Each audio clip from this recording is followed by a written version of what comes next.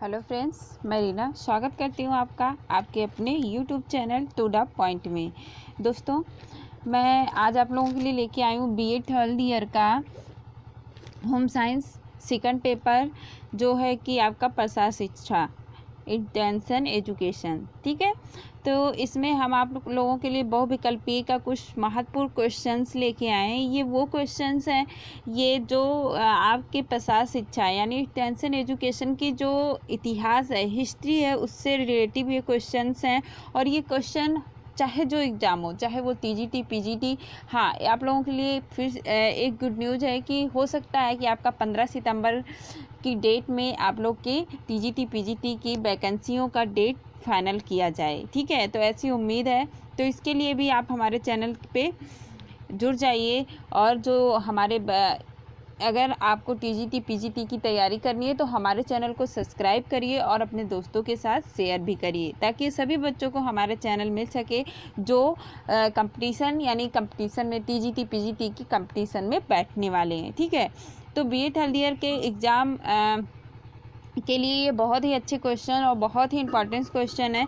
मैं आप लोगों के लिए जो बहुत ही मेहनत से इसे कलेक्ट करके लेके आई हूँ। तो चलिए देखते हैं पहला क्वेश्चन क्या है। देखिए, पहला क्वेश्चन है ये शिक्षा का अभाव नहीं, ये उद्भव है। ठीक है, शिक्षा का उद्भव जो है ब्रिटेन के विश्वविद्यालय में, ठीक है, ब्रिटेन के विश्वविद्यालय में हुआ। यानी ब्रिटेन के किस विश्वविद्यालय में हुआ, ये पूछा गया है कि ब्रिटेन के किस विश्वविद्यालय में हुआ। तो देखिए ऑप्शन देख लीजिए।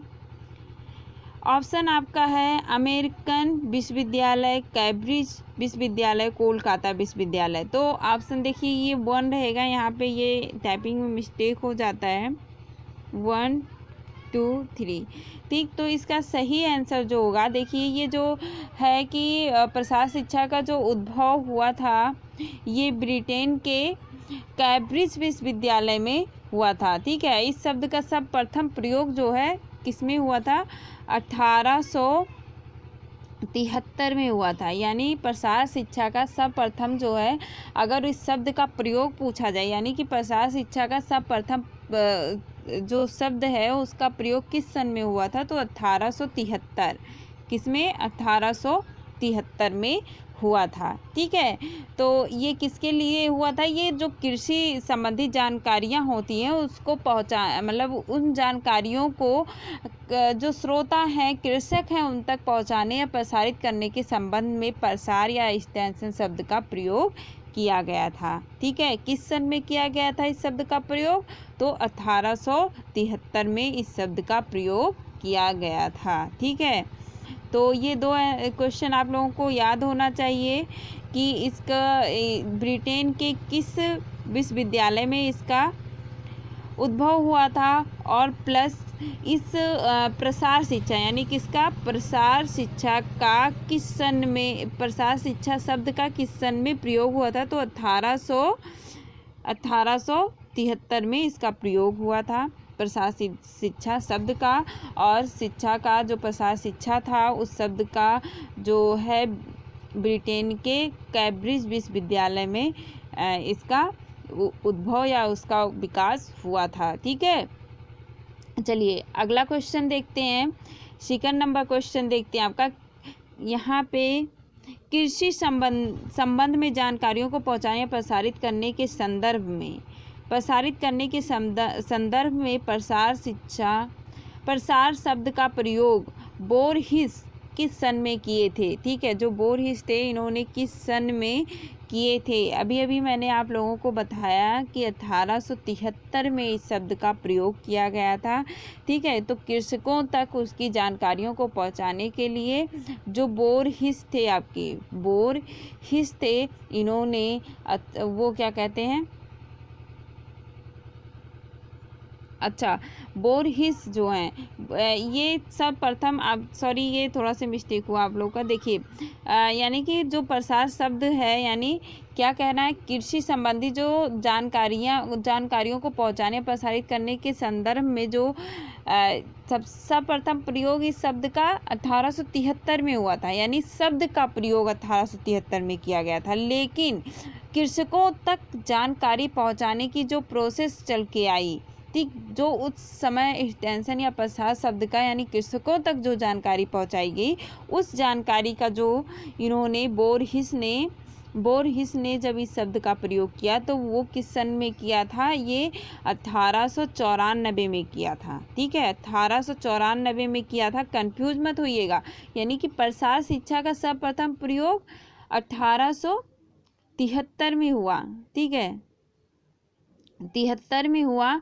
लेकिन जो बोरहिस थे, जब ये कृषकों तक इसका प्रयोग किया गया तो इससे जो प्रसारित किया गया तो इन्होंने टेंशन यानी प्रसार शब्द का इन्होंने जो प्रयोग किया था वो 1894 में किया था। ठीक है, अगला क्वेश्चन देखते हैं। अमेरिका में प्रसार का अधिभाव किस, अरे वही है उद्भव। ठीक है, यानी उसका विकास किसके शैक्षिक प्रयासों में हुआ, किसके शैक्षिक प्रयासों में हुआ इन्होंने पूछा है। तो आपका सबसे यानी जब अमेरिका में इसका प्रसार हुआ, अमेरिका की बात कर रहा है, ब्रिटेन में हुआ, उसके बाद ये अमेरिका में गया। ठीक है, तो अब अमेरिका में जब इसका जो है प्रसार कार्य प्रारंभ हुआ गया, इसका आदि भाव जब रखा गया, इसका नैप रखा गया, ठीक है, इसका प्रयास किया गया, तो इन्होंने पूछा कि किसने किया। तो अमेरिका में इसका प्रसार किसने किया, तो अमेरिका में इसका प्रसार आपके डॉक्टर सीमैन जैन ने किया था। ठीक है, नहीं जैन नहीं है, सीमैन नैप ने किया था। किसने किया था, सीमैन नैप ने किया था। वो भी किस सन में किया था, तो इन्होंने जो था ये प्रयास 1880 में किया। किस में किया, 1880 में अमेरिका में इसका प्रयास किया। इस शब्द का, इस सब्जेक्ट का 1880 से 1910 के मध्य इन्होंने इस कार्य को संपन्न किया। यानी कि 1880 में इन्होंने शुरू किया सीमैन मैप ने, और 1910 ईस्वी तक इसका प्रसार इन्होंने किया, इसको संपन्न किया, जो कि कपास की खेती एवं उद्योग से संबंधित था। किससे संबंधित था, कपास तथा क्या कहते हैं, कपास की खेती तथा उद्योग से ये संबंधित था। ठीक है, कृषि प्रयास को इन्होंने जो है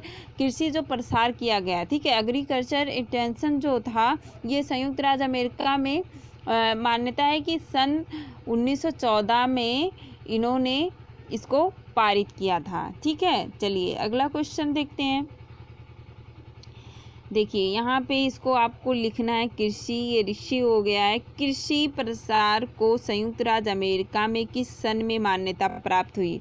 बहुत अच्छा क्वेश्चन। अभी मैंने आपको बताया कि ये मान्यता प्राप्त हुई, तो किस सन में इसकी मान्यता प्राप्त हुई, किस सन में इसकी मान्यता प्राप्त हुई है, तो सन किस सन में हुई है। ये देखिए यहाँ पे फिर से मिस्टेक हो गया, सॉरी बेटा, टाइपिंग में बहुत मिस्टेक हुआ आज, इसके लिए हम आप लोगों से सॉरी बोल रहे हैं। ये आपका है 1419 में हुआ, सॉरी 1914 में हुआ। किस में हुआ, 1914 में हुआ था। ठीक, किस में हुआ था, 1419 में हुआ था। चलिए अगला क्वेश्चन देखते हैं।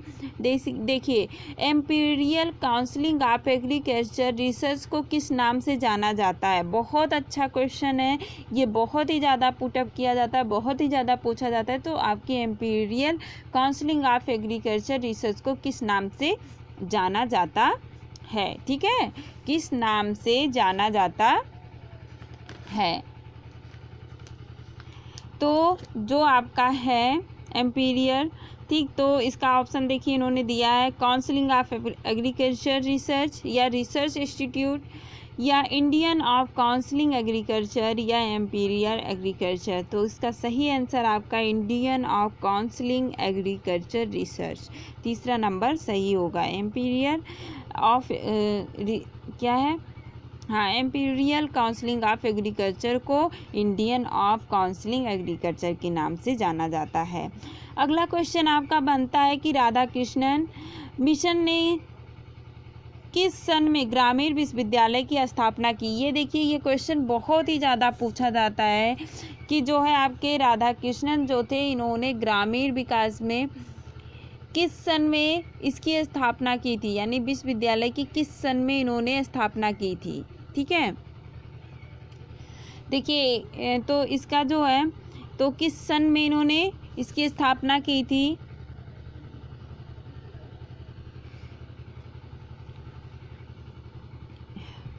इसी ऑप्शन ये आ गया सारा ऑप्शन। तो Radhakrishnan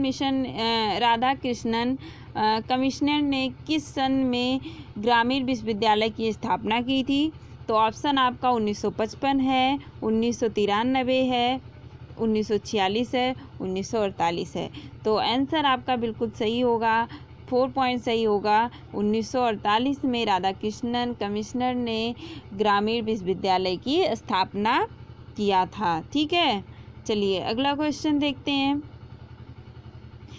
Indian council of agriculture research की स्थापना किस सन में हुई। देखिए, अभी इन्होंने पूछा कि उसे किस नाम से जाना जाता है, एम्पीरियल काउंसिल ऑफ एग्रीकल्चर को किस नाम से जाना जाता है, दूसरा उसका नाम तो इंडियन काउंसिल ऑफ एग्रीकल्चर था। तो इन्होंने पूछा कि इसकी स्थापना किस सन में हुई, 1993 में कि 1925 में कि 1956 में या 1928 में। तो इसका सही आंसर है 1928 में इंडियन काउंसिल ऑफ एग्रीकल्चर का स्थापना किया गया। ठीक, अगला क्वेश्चन आपका है, मानव जीवन समस्याओं से भरा हुआ है। ये एक डिफिनीशन है। ठीक है, ये क्या है, एक डिफिनीशन है।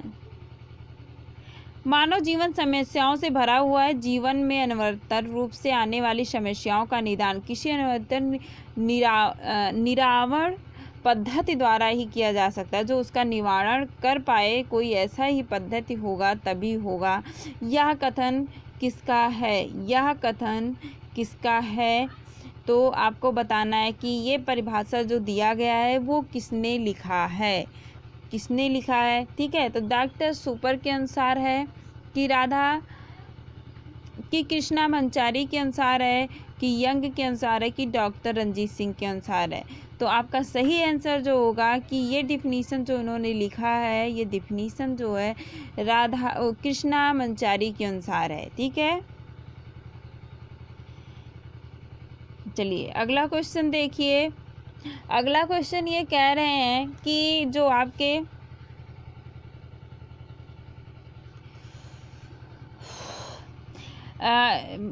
स्मिथ लीवर एक्ट किस सन में पारित हुआ था। ठीक है, तो ये लीवर एक्ट किस सन में पारित हुआ था इन्होंने पूछा है। ये इसी किसके लिए हुआ था, जो आपका एग्रीकल्चर हुआ था।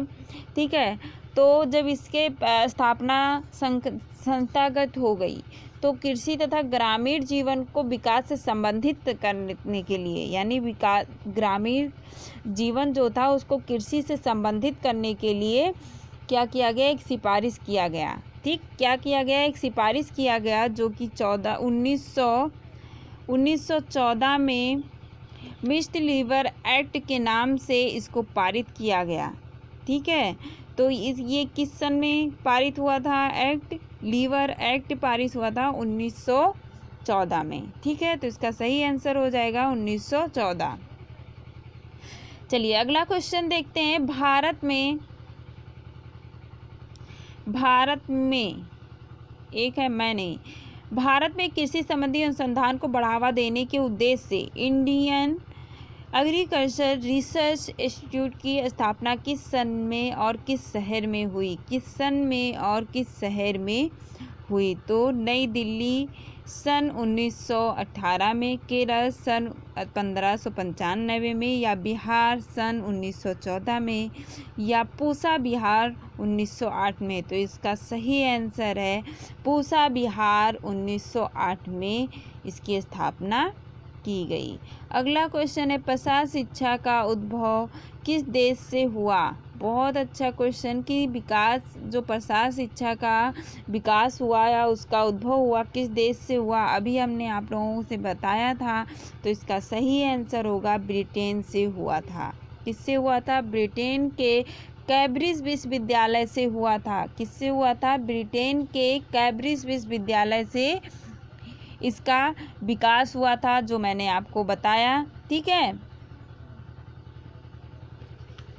अगला क्वेश्चन आपका है, किस सन में इंडियन एग्रीकल्चर रिसर्च को स्थानांतरित किया गया? अब देखिए यहाँ पे जो आपकी इंडियन काउंसिलिंग वो था, Amperian counselling of agriculture research था। ठीक है, अब उसको जब क्या कहते हैं स्थानांतरित किया गया, उसके स्थान पे Indian counselling of agriculture research लाया गया, तो वो किस सन में लाया गया? इन्होंने पूछा वो किस सन में लाया गया, किस सन में लाया गया इन्होंने पूछा है। ठीक है, इसको स्थानांतरित किया गया, यानी कि जब ये पूसा बिहार, ये जो था इंडियन एग्रीकल्चर रिसर्च इंस्टीट्यूट की स्थापना पूसा बिहार में सन 1908 में हुआ। अभी भी मैंने ऊपर आपको बता दिया। उसके बाद इसे सन जो है 1936 में इसको क्या किया गया, इसी संस्था को नई दिल्ली में स्थानांतरित कर दिया गया। कहाँ पे? नई दिल्ली, यहाँ पे नई दिल्ली में स्थानांतरित किया गया।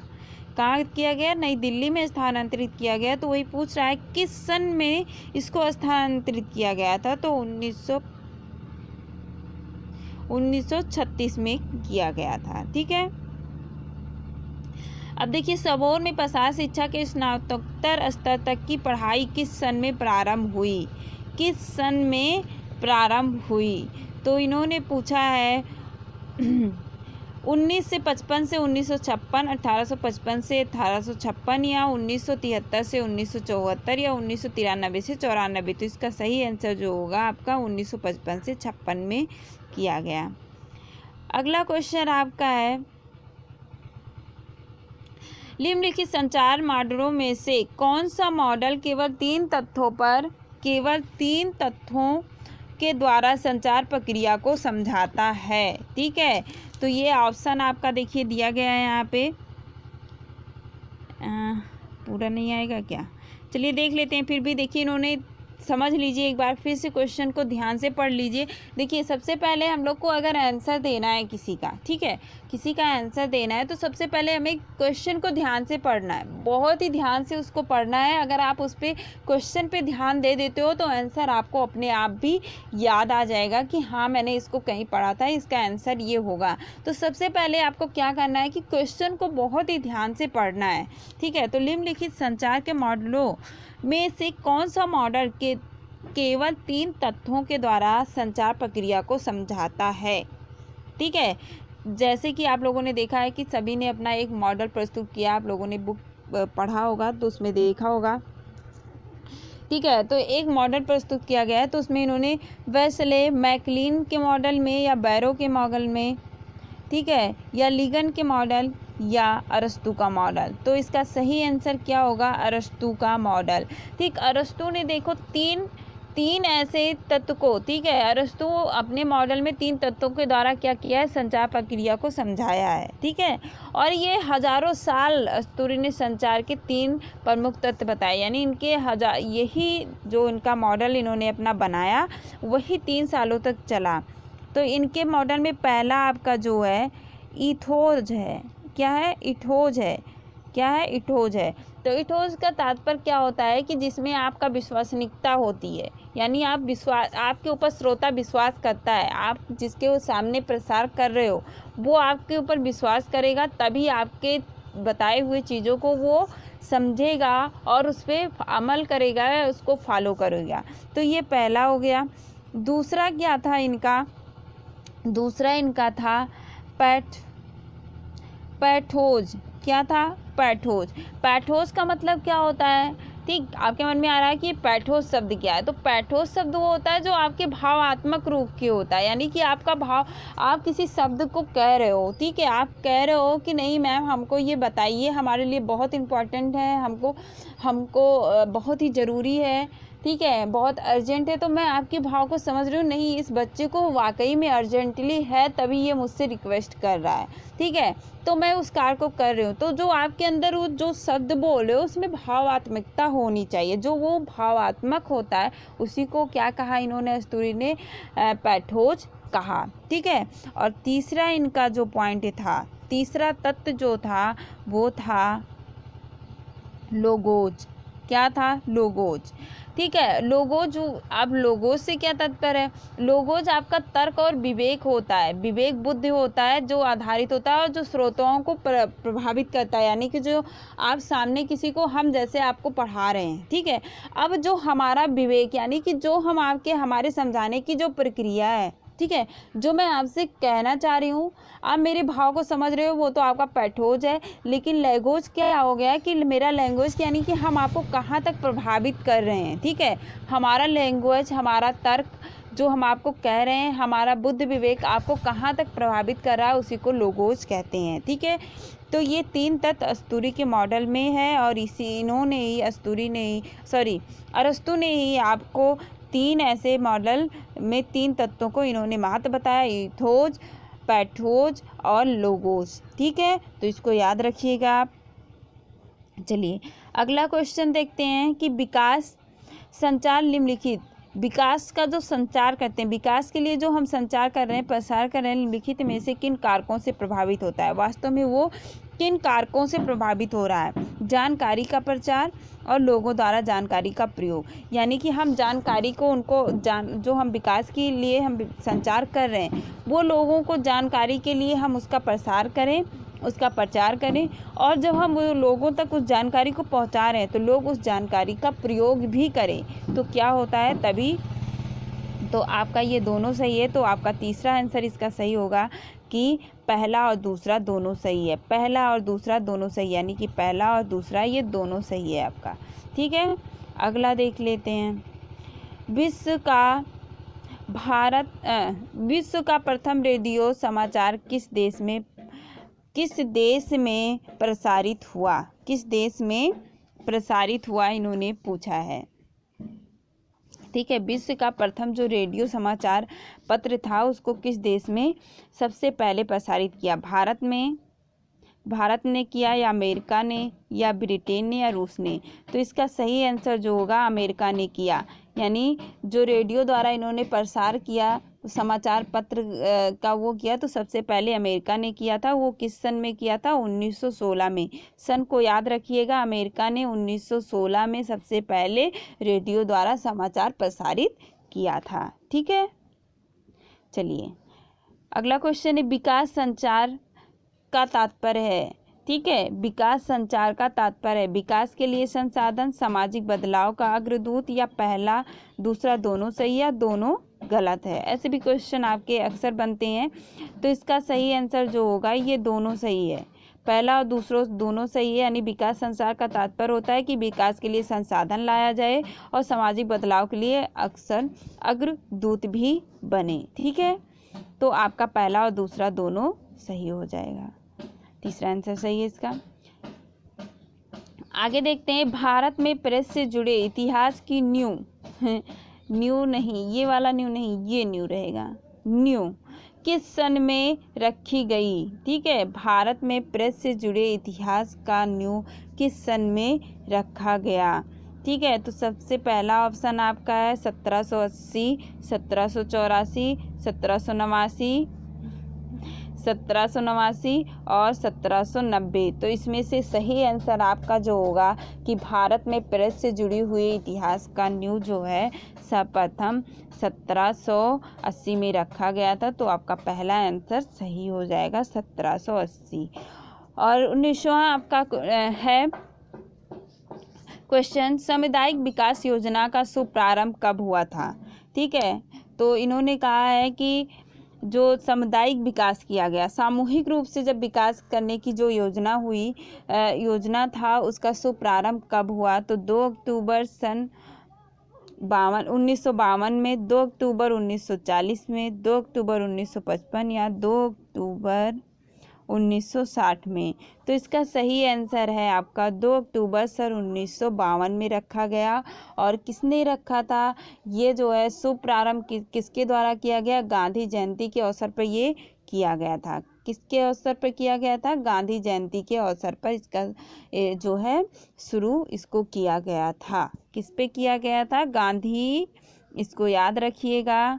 ये भी पूछ सकता है कि सामुदायिक विकास योजना का प्रारंभ किस अवसर पे किया गया? तो गांधी जयंती के अवसर पे किया गया था। गांधी जयंती के अवसर पर किया गया था। ठीक है, इसको याद रखिएगा। हमारा अगला और नेक्स्ट और लास्ट क्वेश्चन है, ये गिरेह है। गिरेह विज्ञान प्रसार शिक्षा का विकास किस सन में हुआ? बहुत ही इम्पोर्टेंट, बहुत ही ज़्यादा इम्पोर्टेंट क्वेश्चन आपका है कि गिरेह विज्ञान प्रसार शिक्षा का जो है शुरुआत किस सन में हुआ था। ठीक है, तो गिरेह विज्ञान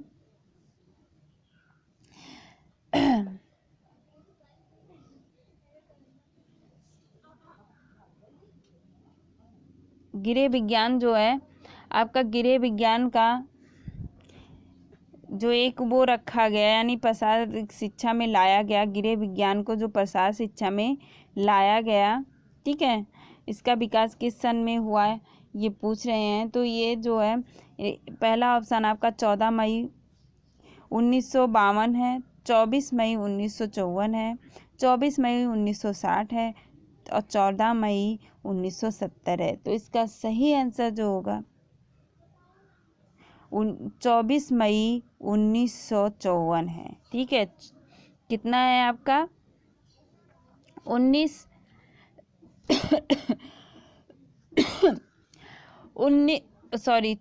मई सन 1954 को गिरेह विज्ञान प्रसार शिक्षा का विकास हुआ। ठीक है, इसमें क्या किया गया कि इसका प्रारंभ किया गया और ये भारत के विभिन्न राज्यों में इसका एक प्रसार प्रसार प्रशिक्षण केंद्रों को रखा गया, जिसे होम साइंस विंग खोले गए। ठीक है, ये ग्राम सेवकाओं को क्या किया गया? गिरेह विज्ञान प्रसार शिक्षा संबंधी प्रशिक्षण दिए जाने लगा। किस लिए दिए जाने लगा? ये अभी ग्राम सेवकाओं को दिया जा रहा है, पहले उनको दिया जाएगा, फिर उनके द्वारा अन्य को दिया जाए, ताकि गिरेह व्यवस्था को उन्नत कर सके। ठीक है, तो इसको प्रसार करने के लिए विभिन्न विधियों को भी अपनाया गया, कई तरीके की तकनीकों को अपनाया गया, गांव की स्त्रियों के बीच कार्य भी करके दिखाया गया। ठीक है, तो ये सारे जो भी विंग खोले गए, ये ग्राम सेवकों के जो प्रशिक्षण केंद्र थे, इसको किया गया। और इसकी कुल संख्या उस समय कितनी थी? 44 थी। कितनी थी? 44 थी। और जो आपके विंग खोले गए थे, यानी कि गिरेह विज्ञान के प्रसार के लिए जो विंग्स खोले गए, ये कितने थे? ये 17 थे। कितने थे? उस समय 17 थे। और ये क्या कहते हैं, इसकी कुल संख्या, जो प्रशिक्षण केंद्र था उसकी कुल संख्या 44 थी। ठीक है, ठीक, इतना याद रखिएगा। ये आपके लिए बहुत ही इम्पोर्टेंट क्वेश्चन था, इसलिए मैंने इसको विस्तार से बता भी दिया आपको।